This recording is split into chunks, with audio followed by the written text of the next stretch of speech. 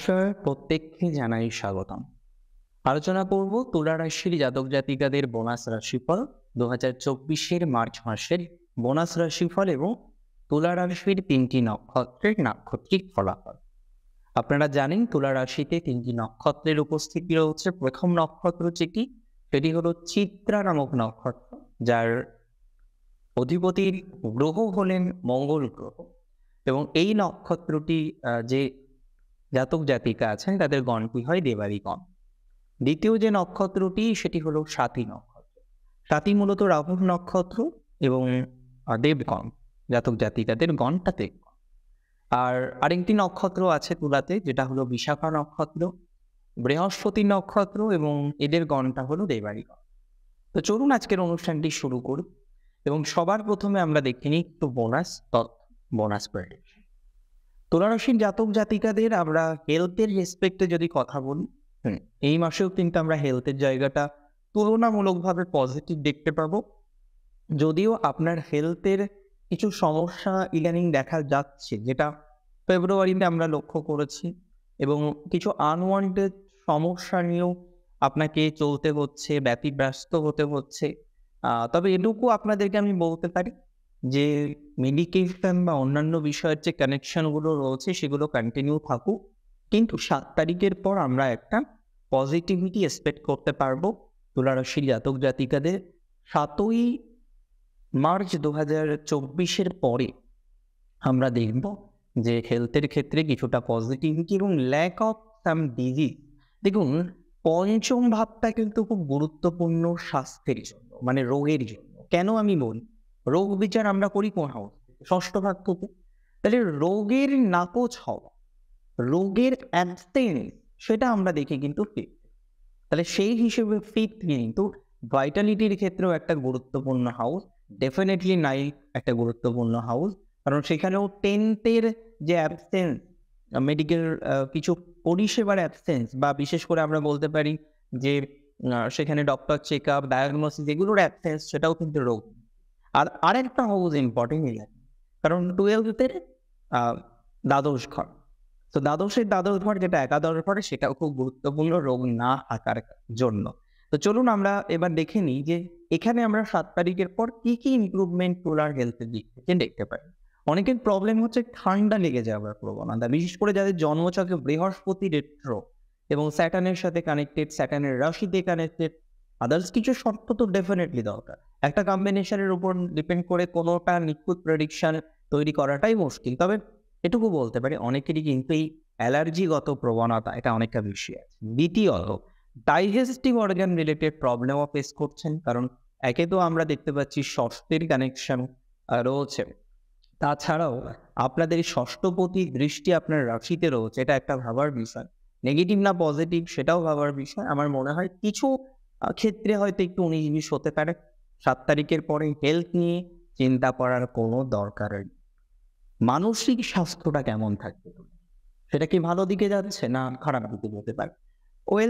এই যে বিষয়টা আমরা এবার আলোচনা করবো যে মানসিক স্বাস্থ্যের জায়গাটা কেমন থাকতে পারে। আমার মনে হয় খুব নেগেটিভ মানসিক স্বাস্থ্যের জায়গা নেই তুলা রাশির, কিন্তু যেটার সমস্যা সেটা হলো কনফিউশন আছে, প্রচুর প্রচুর ক্ষেত্রে কনফিউশন আছে।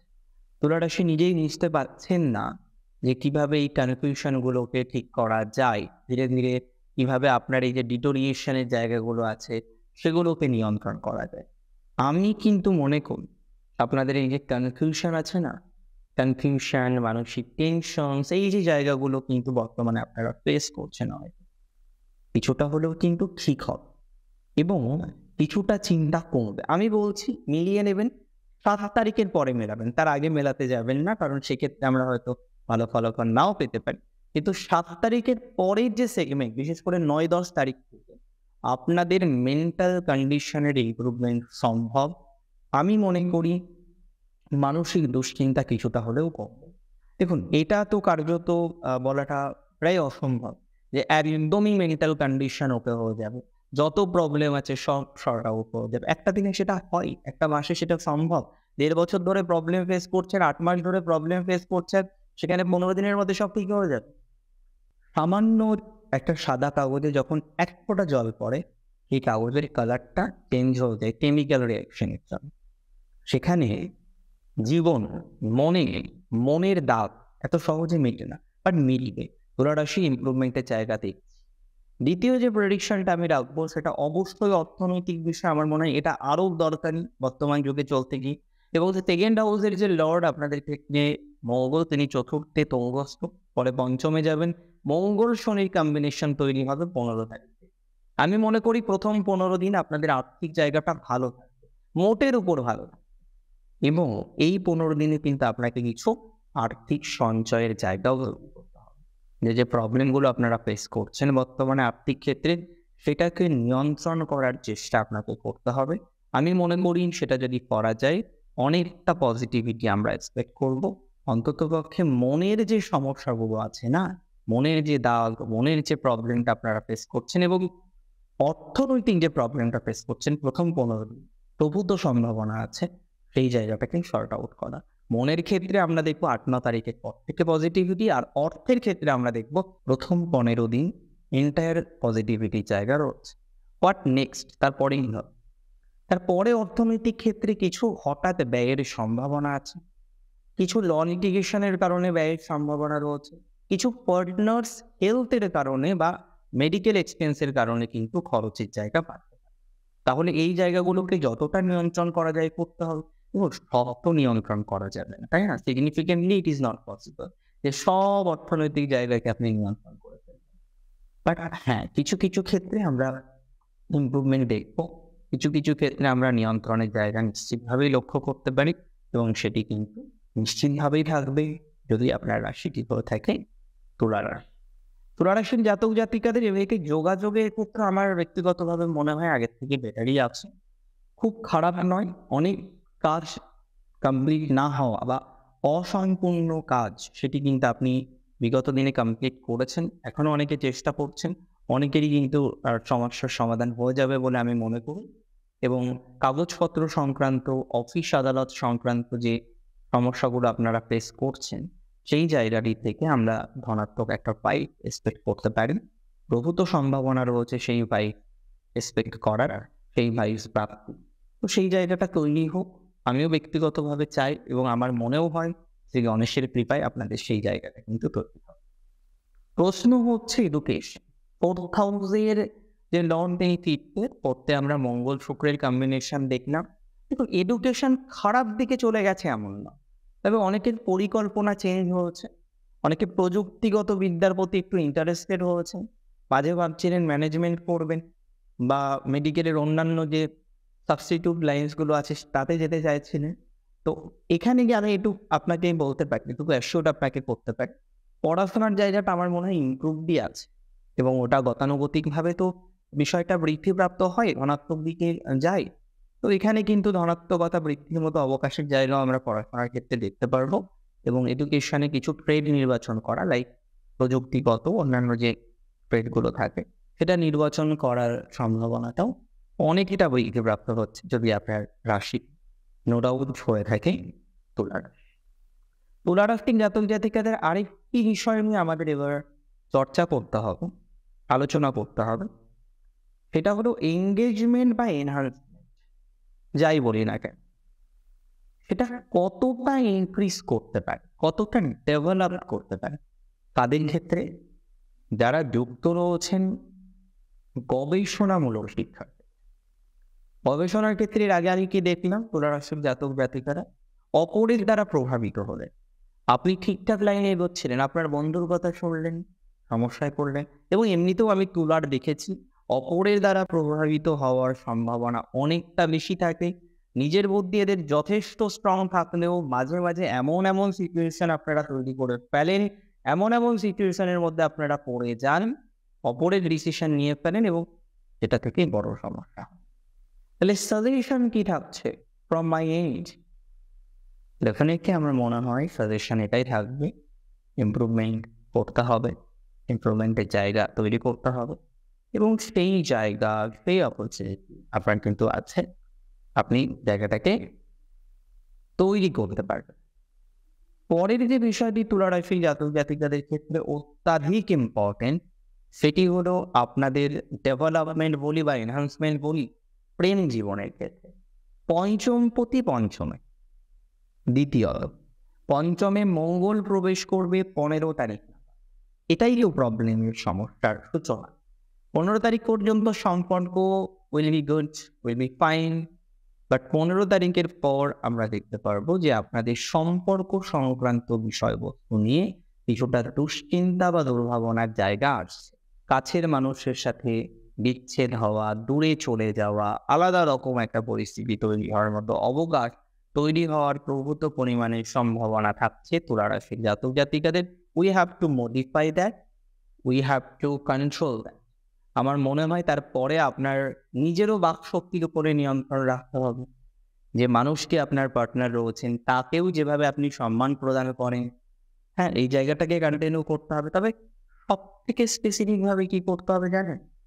এটি হচ্ছে আপনি সমস্ত কিছুকে নিয়ন্ত্রণ করুন, সমস্ত বিষয়বস্তুকে যেভাবে চলছে সেভাবেই চলুন। জাস্ট একটা বিষয় কিন্তু আপনাকে মাথায় রাখতে হবে যে সম্পর্কে যদি সামান্যতম সমস্যা ফেস করেন 15 তারিখের পর, কোনোভাবেই অশান্তিতে যাবেন না।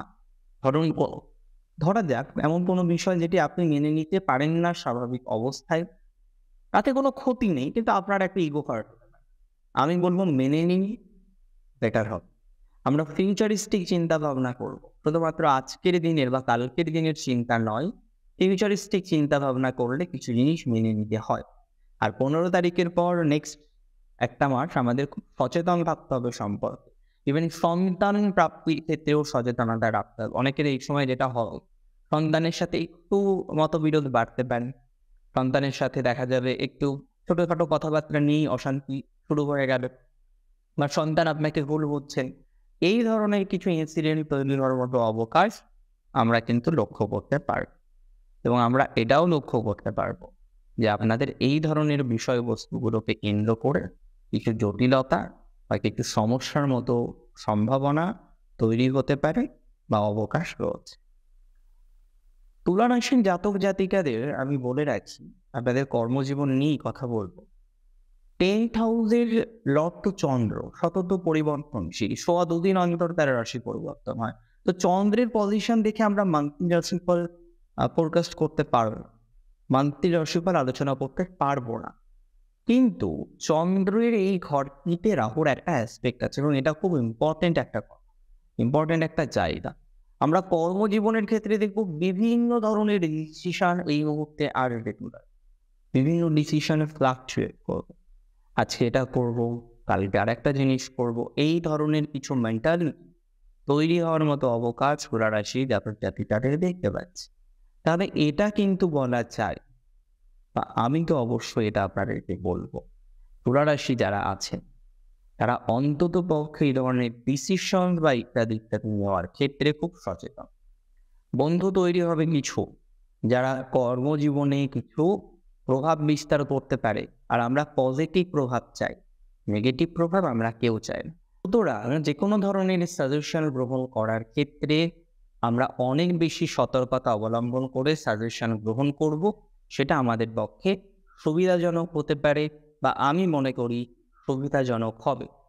আচ্ছা, আরেকটা কথা আপনাদের বলে দিই, চাকরির ক্ষেত্রে কিন্তু নতুন কিছুর সংযোগ দেখতে পাচ্ছি, কিন্তু একটা জিনিস মাথায় রাখতে হবে, কোনো মধ্যস্থতাকারীর মাধ্যমে চাকরির চেষ্টা, যোগাযোগ, এগুলোর ক্ষেত্রে কিন্তু ভালো ফলাফল উই কান্ট এক্সপেক্ট, আমরা এক্সপেক্ট করতে পারি না। So we have to aware, আমাদের অনেক বেশি সতর্কতা অবলম্বন করতে হবে এই সেগমেন্টের ক্ষেত্রে। ব্যবসার ক্ষেত্রেও ওয়েল অ্যান্ড গুড, আগের থেকে বেটার রয়েছে। 15 তারিখের পরেও বিশেষ নেগেটিভিটি আসবে না, তবে ব্যবসায়িক কিছু সম্পর্কের গোলযোগের জায়গা আসতে পারে 15 তারিখের পর। Self profession well and good, যেভাবে চলবে, যেভাবে চলছে সেভাবেই চলবে। কিছু পরিবর্তনের জায়গা থাকতে পারে, ম্যাসিভ কিছু পরিবর্তন দেখছি না। প্রশ্ন হলো নক্ষত্র নিয়ে। প্রথম নক্ষত্র চিত্রা নক্ষত্র, অর্থনৈতিক জায়গা নিয়ে একটু সমস্যার মধ্যে থাকলেও সেই জায়গাটা কিছুটা রিকভারি হবে বলে আমার মনে হয় প্রথম 15 দিনের মধ্যে মাত্র। দ্বিতীয়ত, সম্পর্ক জীবনটা এভাবেই চলবে, এই মুহূর্তে ম্যাসিভ পরিবর্তন হবে না। তবে চিত্রা নক্ষত্রের ক্ষেত্রে ফাইন আর্টস নিয়ে যারা কাজ করছেন ক্রিয়েটিভ দক্ষতামূলক বিকাশের যারা চেষ্টা করছেন, যারা প্রযুক্তির সাথে যুক্ত রয়েছেন, ইনফরমেশন টেকনোলজি থেকে শুরু করে বিভিন্ন ধরনের ম্যাটারের সাথে যারা সংযুক্ত আছেন, তাদের ক্ষেত্রে কিছুটা হলেও ইমপ্রুভমেন্ট বা গতি বৃদ্ধির মতো অবকাশের জায়গা দেখতে পাচ্ছি চিত্রার এমনিতে কিছু বন্ধুত্বের জায়গা একটু বেটার। রিলেশনশিপের ক্ষেত্রটা আমি আগে বলেছি, এটা কিন্তু বন্ধুত্বের কথা বললাম। এবং পড়াশোনার ক্ষেত্রেও কিছুটা ইমপ্রুভমেন্ট আশা রাখা যায়। চিত্রা নক্ষত্রের দূর ভ্রমণের সম্ভাবনা রয়েছে। চাকরির জন্য যারা বাইরে যেতে চাইছেন, পজিটিভ।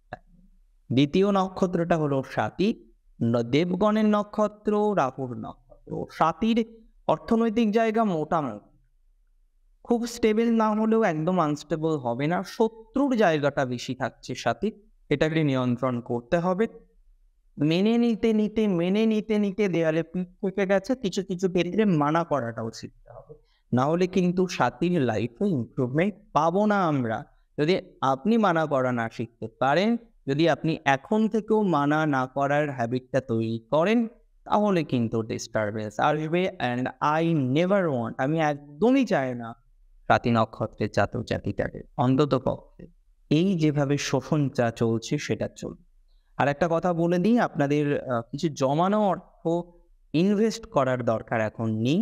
এখন যেটা করতে পারেন, কিছু কিছু নতুন লার্নিং করতে পারেন, যেটা আপনাকে আপলিফ্ট করবে, সেটা বেটার হবে। নক্ষত্র বিশাখার এমনিতে দেখুন অবস্থা খুব নেগেটিভ বলবো না, তবে বিশাখা খুব কনফিউজিং একটা জায়গায় রয়েছেন, না এগোতে পারছেন না পিছোতে পারছেন। সম্পর্কের জায়গাতে পরিবার না মানলেও সেটি নিয়ে ভাবা যায়, যদি আপনি রিয়েলাইজ করেন যে এতদিন ধরে ভালো আছি। আর একটা কথা আমি বলবো, হঠাৎ করেই শেয়ার মার্কেটের রিকভারি পাওয়া যাবে না, এ বিষয়ে কনসাস থাকতে হবে। এমনিতে আপনার বিভিন্ন রকম যে কম্বিনেশনগুলো আছে, যার মধ্যে এডুকেশন আপনার একটা খুব ইম্পর্টেন্ট জায়গা বলে আমার মনে হয় এই মাসে। সম্পর্ক নিয়ে আমি খুব আশাবাদী এই মাসে নই বিশাখার জন্য। দাম্পত্য কিছুটা বেটার, আইনি জটিলতা নিয়ে কিছুটা ওকে টাইপের সিচুয়েশন থাকতে পারে। তবে বিশাখা নক্ষত্রের জাতক জাতিকাদের পারিবারিক যে সমস্যাটা নিয়ে আইনি জটিলতা তৈরি হচ্ছে, সেটা থেকে মুক্তি নিতে পারে। বিশাখা নক্ষত্রের জাতক জাতিকাদের নতুন করে পারিবারিক সমস্যা তৈরি হলেও একটু হোল্ড করলে, একটু ধৈর্য ধরলে বিষয়টাকে নিয়ন্ত্রণ করা যাবে বলে আমার মনে হয়। আজকের অনুষ্ঠান মূলত ছিল তুলা রাশির জাতক জাতিকাদের জন্য। বিভিন্ন রকম নক্ষত্রের কথাও আমরা শেয়ার করলাম। কেমন লাগলো আজকের অনুষ্ঠান আমাকে জানান কমেন্টের মাধ্যমে। আর প্রচুর ভালো থাকুন আপনারা। জয় শ্রী গণেশ।